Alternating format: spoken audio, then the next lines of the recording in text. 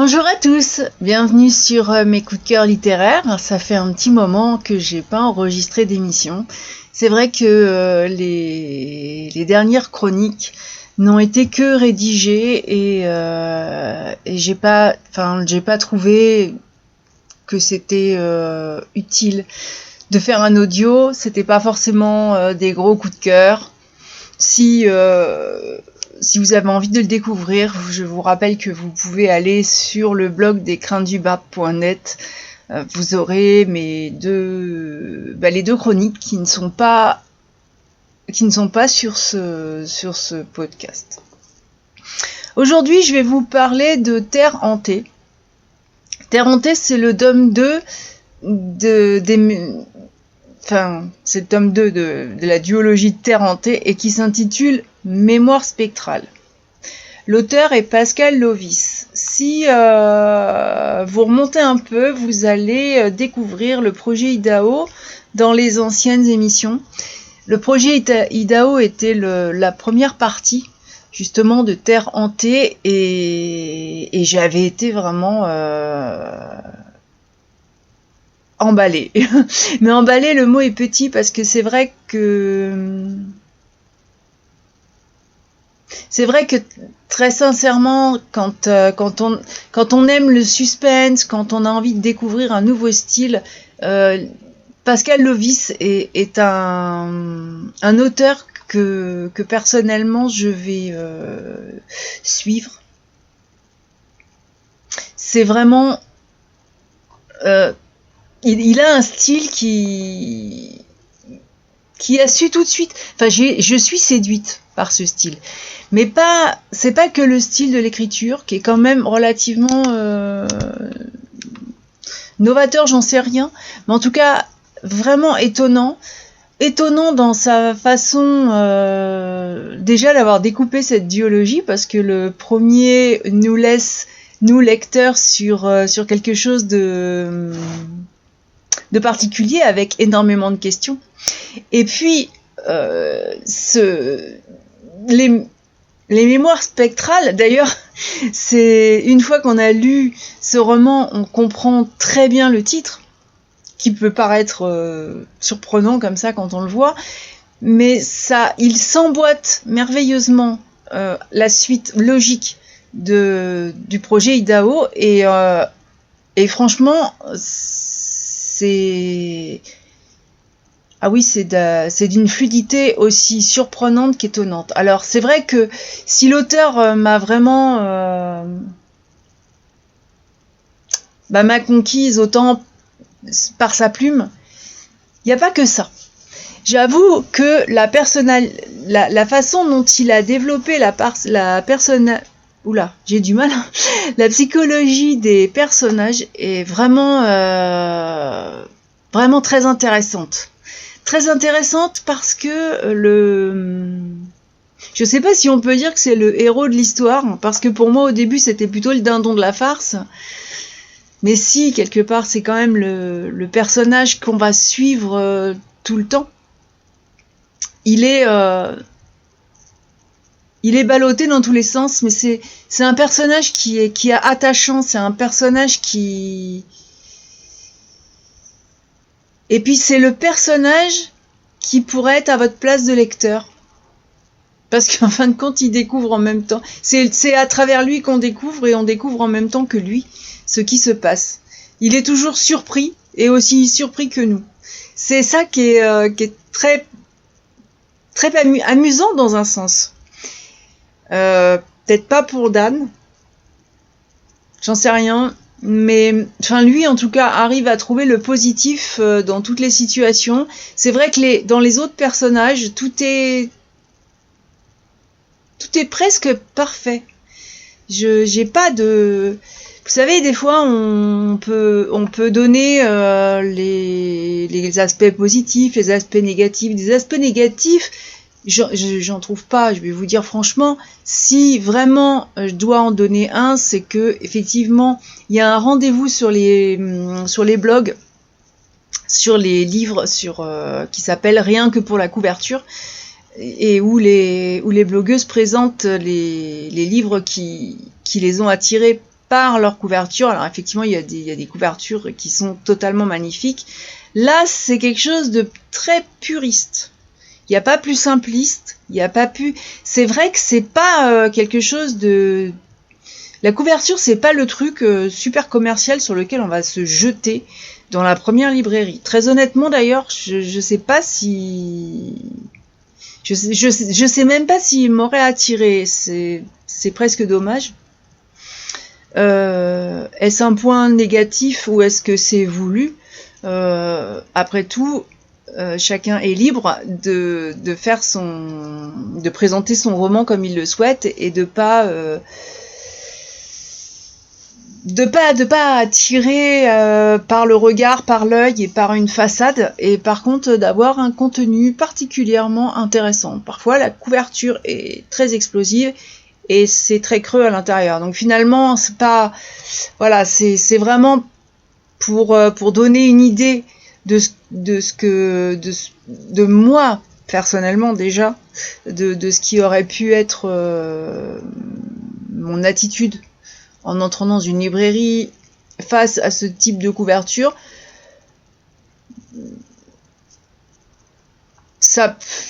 Mais c'est pas un point négatif en soi. Enfin, pour moi en tout cas, ça n'en est pas un. Parce que je m'attache pas tellement à la façade. Voilà. Alors Pascal Lovis introduit Mémoire spectrale par une remise justement en un petit rappel des événements et de tout ce qui s'est passé dans le projet Idaho. C'est un résumé qui est vraiment très bien fait. J'ai trouvé que c'était vraiment c'est assez extraordinaire parce que ça remet toutes les questions principales en quelques lignes. Il y a pas mais en tout cas si on a la mémoire défaillante, ça arrive, ou si on a lu quelque chose depuis très longtemps, on retrouve rapidement les repères qu'on avait pris dans le projet Idaho pour entrer dans la continuité de j'ai appelé ça moi une fabuleuse épopée, parce que c'est celle de Dan Orskia qui est donc ce personnage très attachant qui découvre, comme je l'ai dit, sa propre histoire. Les réponses à ses questions sont celles que je me posais, que j'attendais. Et pour être tout à fait exact,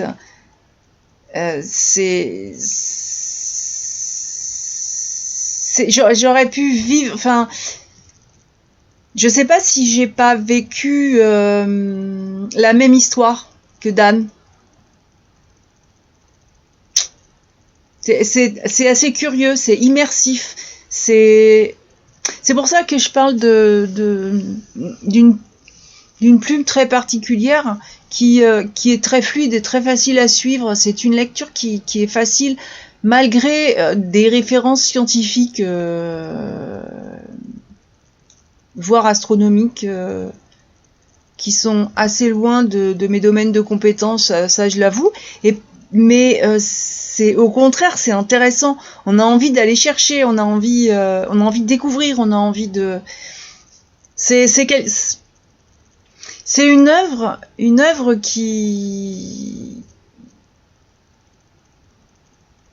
est ouais, c'est vraiment époustouflant. Et Dan va rester le fil conducteur de cette aventure qui est par contre beaucoup plus complexe qu'il n'y paraît. La lecture est simple, on va de surprise en surprise, il y a énormément de rebondissements. Quand on croit savoir quelque chose, on va aller sur autre chose et bon. Je vais vous en dire plus tout à l'heure. En tout cas, première surprise, je m'attendais pas du tout à retrouver le premier mystère qui était resté dans un coin de ma tête lors de ma première lecture, lors de ma lecture du projet Idaho. Et une nouvelle fois, Pascal Lovis a maîtrisé l'art de me happer dans son univers. Hop, chouf. Je me suis vraiment retrouvée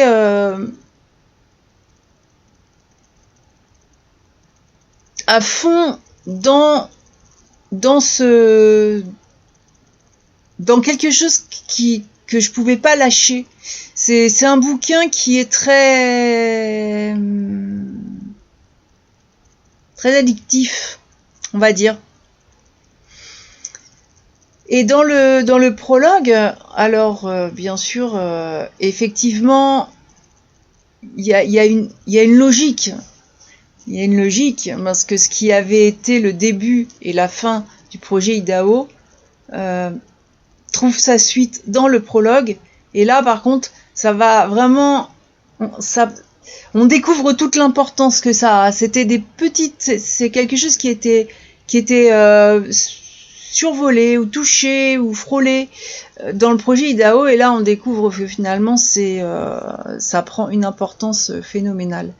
Et le petit bonus, c'est de ce prologue, enfin pour moi, c'est un merveilleux vol au-dessus de cette terre hantée, mais le paysage est décrit d'une façon, c'est beau.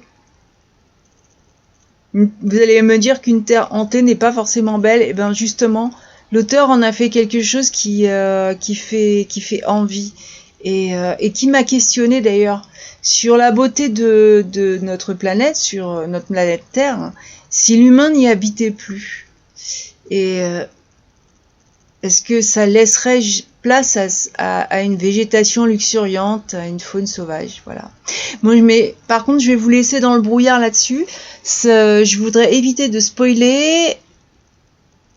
Je vous présente mon retour de lecture plus qu'une chronique, parce que si vous écoutez cette émission que vous n'avez pas lu le 1, ce serait dommage. Et vraiment, je souhaite ne pas mettre un frein à cet auteur qui arrive à vraiment à faire exploser tout l'imaginaire de son lecteur d'une façon merveilleuse. Alors que l'histoire, c'est pas un conte de fées. Alors la couverture du roman, c'est quand même une énigme. Je la mets en illustration de cette émission. Vous allez voir, c'est une énigme. On se demande un petit peu ce que c'est. Mais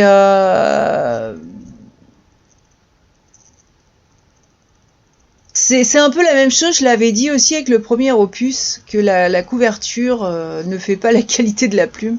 En tout cas, Pascal Lovis a créé ce personnage qui évolue avec le lecteur. Et Dan, je vais être honnête avec vous, il est resté mon meilleur ami jusqu'au point final des Mémoires spectrales. Parce que même dans la découverte de tout ce qui se cache, de tout, enfin on va dire à l'explosion de la vérité, il est aussi surpris que le lecteur. Je vais vous lire un passage. Dan regarda autour de lui, l'air hagard. Ce monde, qu'il ne connaissait pas, ne lui laissait aucun répit. Depuis qu'il s'était réveillé dans la soute de Noskov, aucune situation n'avait perduré plus d'une demi-journée. Son cerveau ne parvenait plus à suivre ce rythme effréné. Et ça représente, c'est un morceau que j'ai vraiment choisi parce que c'est l'effet que ça vous fait aussi. Sauf que, nous ne sommes pas à la place du personnage qui, lui, est complètement paumé. Nous, on a quand même autour une vie relativement équilibrée, stable, je sais pas. Enfin, disons qu'il nous sert de repère. Alors, notre cerveau arrive à suivre le rythme effréné, mais c'est vrai qu'il y a... Les situations change tout le temps, on n'a vraiment pas le temps de s'ennuyer, il n'y a pas de longueur, il n'y a pas de... ça s'enchaîne, ça se suit, ça coule tout seul. Et je suis certaine que Dan ne vous laissera pas indifférent, parce que je vous assure que autant vous, moi, et que même les autres personnages du roman sont vraiment loin, très loin, de savoir qui il est vraiment. Il y a ce rythme qui est quand même très soutenu. Il y a des rebondissements qui valent vraiment ce terme. Et puis, il y a, de mon côté, il y avait là vraiment la soif de connaître le fin mot de l'histoire. Et ça m'a tenu plongée dans ce roman. Et j'ai peut-être une particularité en tant que lectrice. Enfin non, c'est pas une particularité parce que je connais d'autres lecteurs qui font ça. Quand je lis, je choisis une musique. Alors évidemment, c'est une musique, c'est pas des chansons. Faut pas qu'il y ait des paroles parce que sinon ça bousille tout.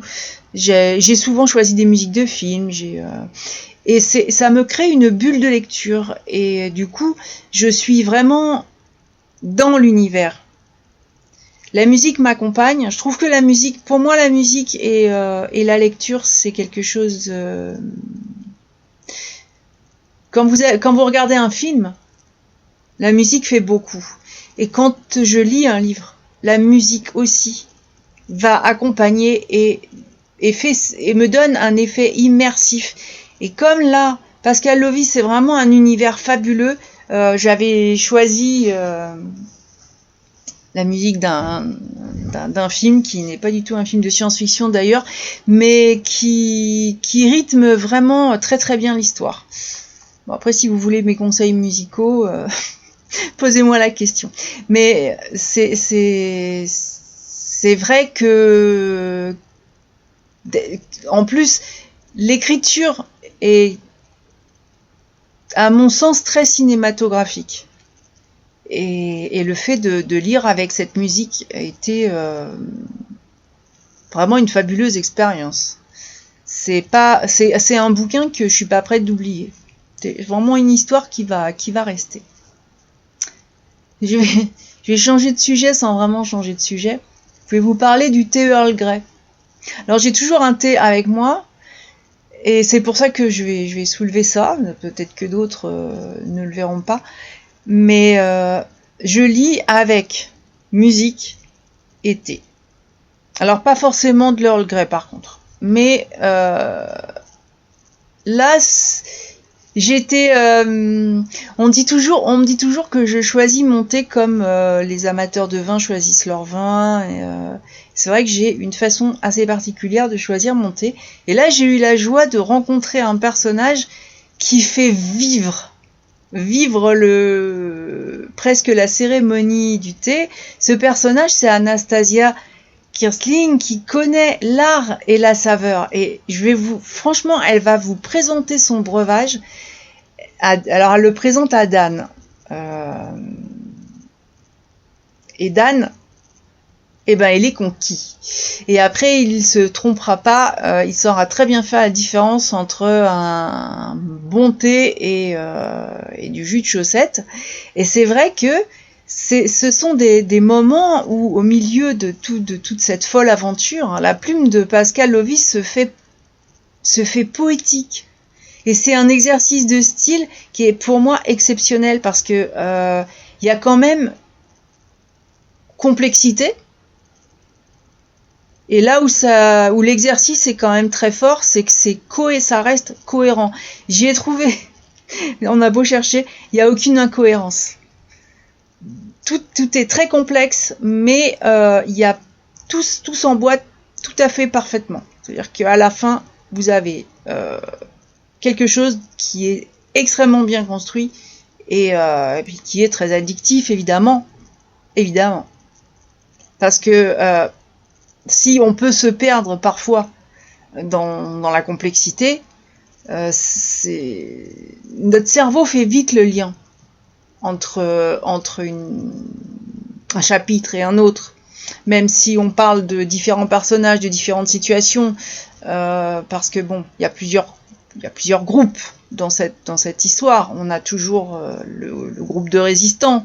Voilà. Donc j'ai adoré ces instants où le thé offre cette pause relaxante dans cette aventure où franchement les complots, les mensonges, la quête de pouvoir sont omniprésents. Un petit indice. Et d'ailleurs, ça m'a donné envie d'aller chercher un peu l'origine du thé Earl Grey. Alors, je sais pas forcément le thé que je préfère, mais c'est un thé emblématique. Il a sa légende, puisque ce premier ministre, donc Charles Grey, aurait reçu des mains d'un mandarin, un fonctionnaire chinois, une recette très ancienne qui consistait à parfumer son thé avec de la bergamote. Et la réalité semble autre. Charles Grey a en fait versé par goût personnel quelques gouttes d'essence de bergamote dans sa tasse de thé. Alors, moi j'aime bien les légendes parce que c'est toujours chouette de pouvoir que quelque chose reste beau et reste un rêve. Et vous voyez, l'auteur, en parlant de ce thé, m'a poussé à aller chercher la légende, à aller chercher quelque chose de plus loin. C'est un peu aussi tout le merveilleux travail de ce roman. En plus du plaisir de la lecture, ça... C'est tellement... Enfin, ma lecture m'a tellement emballée qu'après, je suis allée faire quelques recherches sur...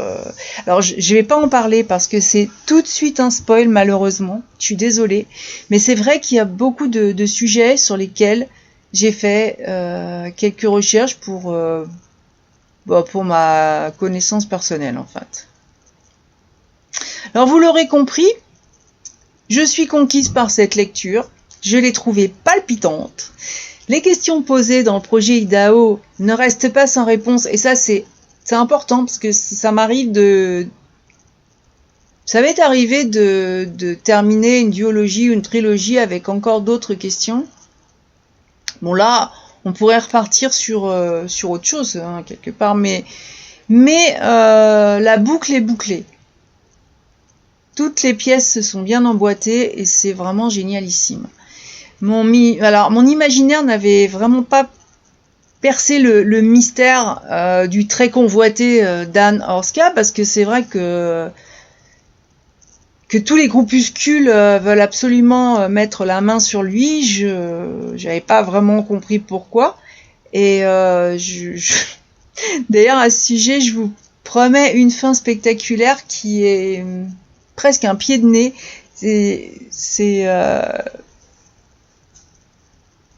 Il y a une légère touche d'humour pour qui sait lire à travers les lignes. Mais ce qui m'a vraiment beaucoup attiré, beaucoup plus, ce qui fait que ce roman n'est pas un simple roman, c'est qu'il y a nombreux sont les sujets qui sont frôlés. Alors ils sont là, vous en faites un peu ce que vous voulez, vous allez peut-être les développer, vous allez peut-être les rester dans le survol, ils sont là.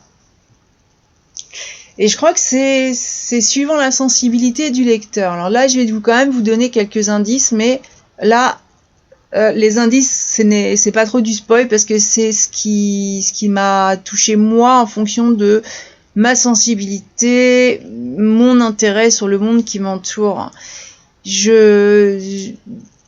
On peut demander par exemple, qu'en est-il du respect de la déontologie dans les expériences scientifiques ? L'humain est-il en quête d'immortalité vraiment ? aussi. Et pourquoi? Et comment, d'ailleurs? Et je me demande aussi jusqu'où les gouvernements ou les organisations diverses et variées peuvent-elles dissimuler certaines vérités ou leurs responsabilités quand une situation leur échappe? Et j'ai une question subsidiaire. Connaissez-vous l'effet Birkowski? Non, je vous donnerai pas de réponse. J'ai aussi apprécié, il y a des références cinématographiques, il y a des références littéraires, et notamment sur le cycle de Dune.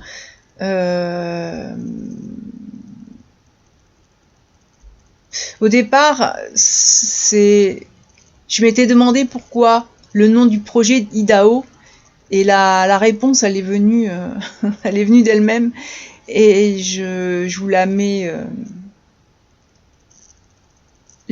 dans le descriptif. Ce sera beaucoup mieux que de vous la citer, enfin quoique parce que dans une conversation, donc Dan discute avec Anastasia qui lui demande: vous connaissez le cycle de Dune de Frank Herbert? De nom. Oui, répond Dan. Je connais un peu l'univers. Bon, alors, Duncan Idaho est un personnage récurrent du cycle. Dans le premier tome, il meurt en sauvant le héros, et ensuite, une organisation bizarre parvient à le cloner et même à lui redonner ses souvenirs d'avant. Dan acquiesça lentement, en disant donc: ok, en gros, je suis votre Duncan Idaho. C'est la référence à Dune qui est aussi une série assez, une série littéraire assez culte pour moi. Ce sont des petites choses qui sont très appréciables, qui sont très culturelles, qui font de ce roman, à mon sens, une très belle œuvre. Voilà. Alors je vais vous lire le résumé de l'éditeur. Ça vous donnera peut-être une envie supplémentaire de lire cette formidable duologie.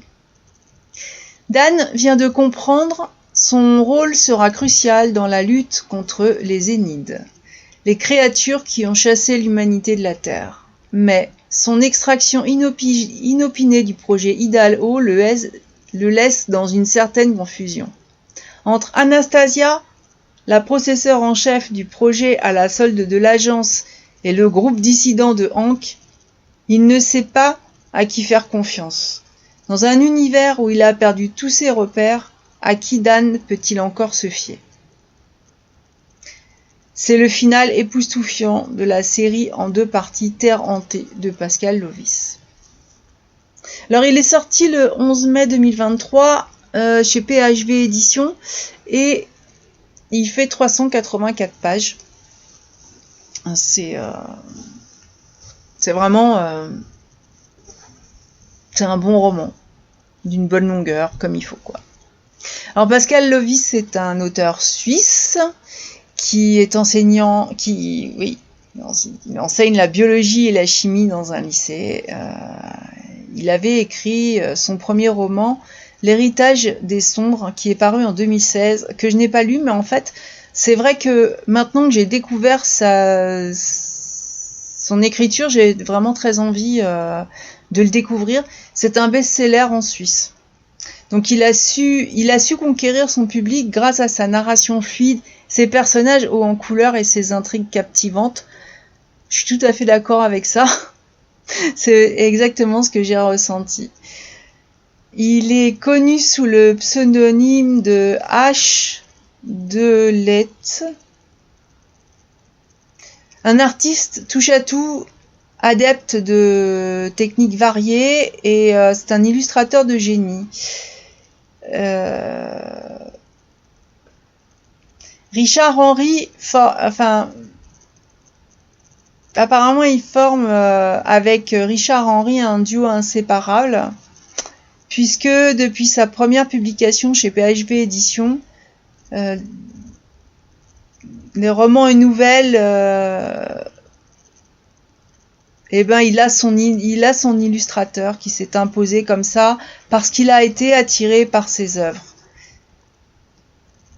C'est intéressant, surtout de ce que j'ai dit de la couverture avant. Alors je demande à Richard Henry de ne pas m'en vouloir. Je me pencherai sur la question artistique prochaine fois. J'ai lu en numérique, alors c'est vrai qu'en numérique c'est en noir et blanc, c'est jamais on n'a pas la couverture, c'est très pratique le numérique, parce que ça m'évite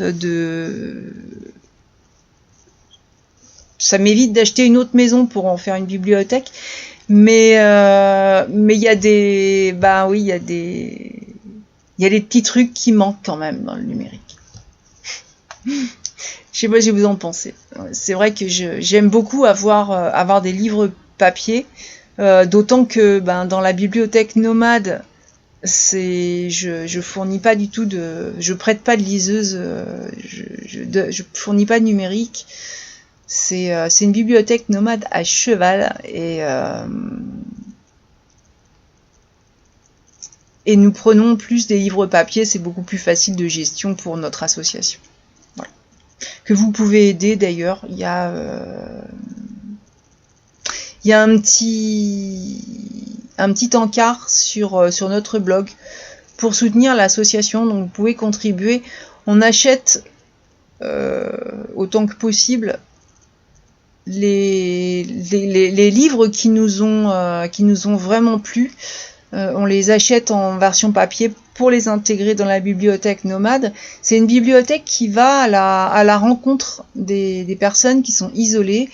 J'ai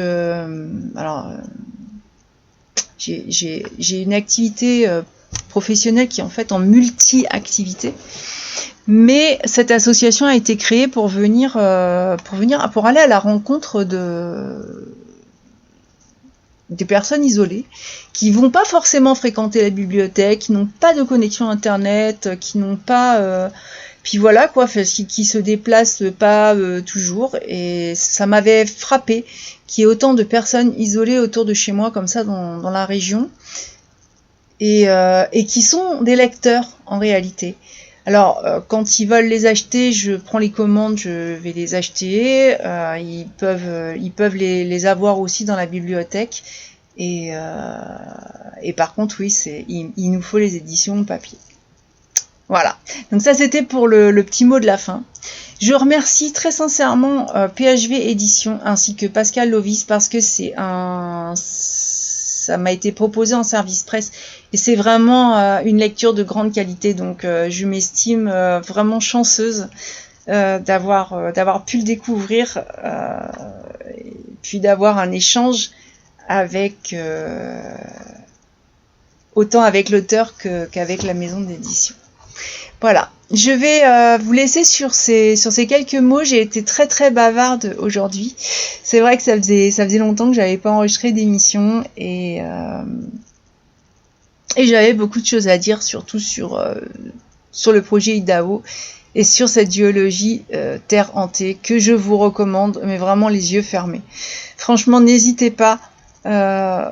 Si vous êtes en vacances, si vous êtes vraiment dans un moment en plus où vous vous posez, c'est vraiment la lecture qui vous embarquera, qui vous fera rêver et qui vous offrira,